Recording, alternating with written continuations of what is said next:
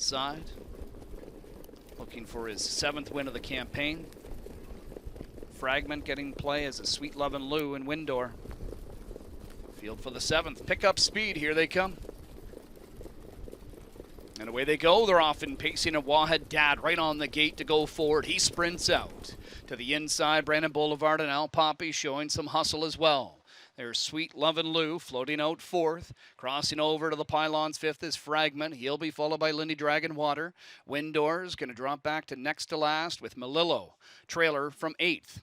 It is Dad leading the way on top 2.5. He's pumped up top here. Al Poppy now fills the deuce in front of Brandon Boulevard 3rd. 25-2 opening quarter speed. Fragment is 4th. Sweet Lovin' Lou the 5th one. Then Lindy Dragon Water, Windor, and Melillo. Single file, field of 8, strung out because the speedster Dad up top here, freewheeling, leading 3.5 on Al Poppy. Brandon Boulevard 3rd, Fragment is 4th. Sweet Lovin' Lou continues 5th, about a length and a half in front of Lindy Dragon Water. McNair on the move from the back here with Windor set to follow him as trailer Melillo. 52-4 down to the half is Dad.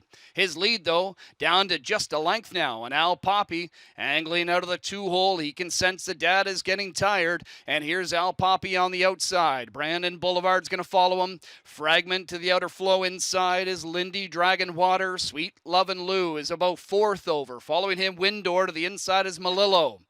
Al Poppy takes over the lead from Dad. 1:21 3/4, and it's Al Poppy for the stretch here, leading a length and a half right now on Brandon Boulevard, who's in pursuit 2nd. Fragment takes over 3rd. Dad backing away. Here from the back is Windor. Off stride went Sweet Lovin' Lou. It's Brandon Boulevard taking over the lead from Al Poppy. Then Fragment, Melillo up the inside in Windor. It's Brandon Boulevard and Dexter Dunn to drive clear. Lady will capture his Breeders' Crown elimination. It's Brandon Boulevard over Fragment. Then Al Poppy, Melillo, and Windor in 1:48-4. That is a new track and Canadian record for the 2-year-old Colt Pacers.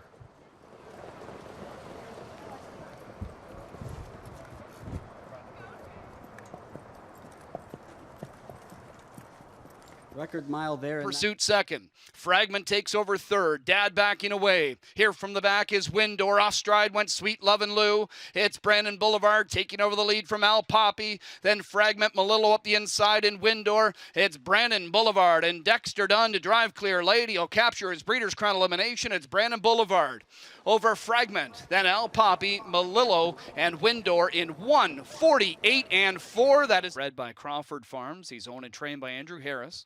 Co-owned by William Pollock and Bruce Ehrman. Dexter Dunn, the winning driver. Brandon Boulevard with his 7th victory in 9 starts during his rookie season. Tonight, steps to a lifetime best 1:48-4. He establishes a new track and Canadian record, a track record that was just set in the Metro by Bojangles just a couple weeks ago.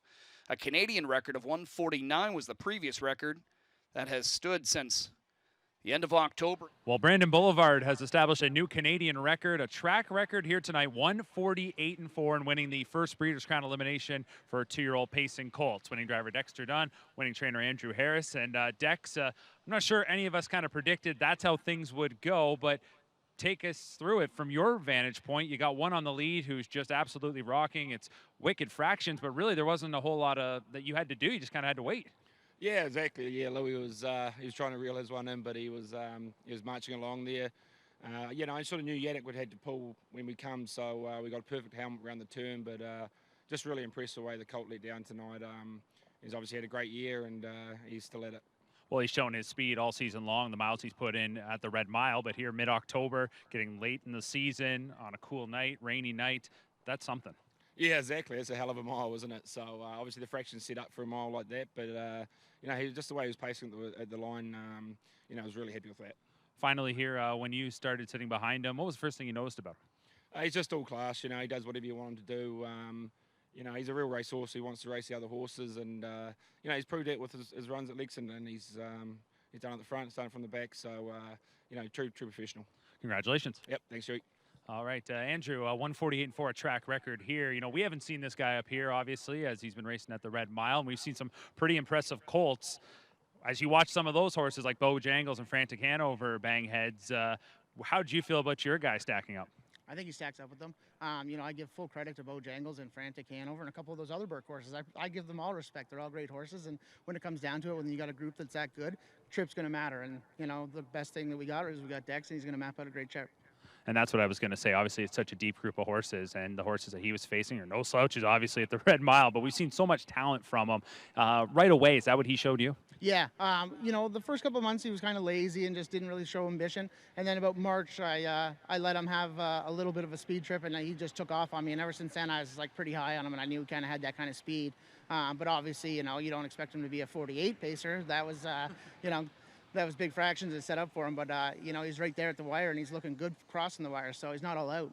And that's my last question. I was going to ask a bit about just where he's at in terms of what's left in the tank, considering we're getting late into the season. Obviously, tonight it looks like he's got plenty to go. But how did he feel in the kind of leading up here to the Breeders' Crown Limb? He's actually been blessed because we haven't had to travel a lot with him. He spent the whole summer in Lexington, didn't do any shipping. He was stable right at Lexington, so he hasn't had to do a lot of the work that these other horses have done. So he's kind of had a really good campaign that way, and he's going into his 10th start. And I think he's going in as sharp now as he was in his first start.